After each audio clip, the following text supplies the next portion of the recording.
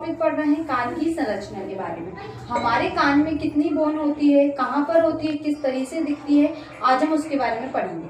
सबसे पहली बात, हमारा जब कान है, कान की हम आंतरिक संरचना को देखते हैं तो हमारी एक संरचना दिखाई देती है जिसे हम बोलते हैं ईयर डर्म। ईयर डर्म के ऊपर की साइड आपकी एक संरचना बनाई होती है जिसको हम बोलते हैं अपन मेलियस। तो सबसे पहली बोन है हमारे कान के अंदर की मेलियस, जिसका आकार जो रहता है, देखिए आपको हथौड़े के समान दिख रहा है, हैमर के समान।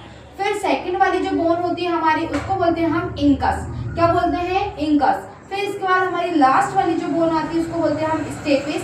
ये हमारे कान की सबसे छोटी हड्डी कहलाती है जिसका नाम होता है स्टेपिस।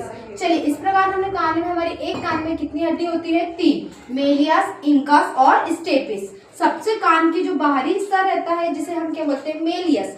मेलियस का दूसरा नाम है हैमर, क्योंकि हमारा जो कान की पहली हड्डी है वो हथौड़े के समान दिखाई देती है, इसलिए इसको हमने बोले हैं हैमर एंड मेलियस। कान का मध्य भाग जो कहलाता है, मध्य बोन है, वो आपकी इंकस कहलाती है, जिसे हम बोलते हैं एनविल। क्या बोलते हैं? एनविल। फिर इसके बाद कान की आंतरिक भाग होता है जिसे हम बोलते हैं स्टेपिस।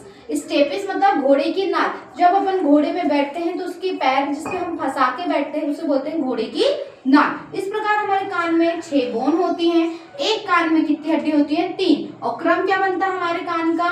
बोन की मेलियस, इंकस और स्टेपिस। आई होप आपको क्लास पसंद आई होगी। Thank you.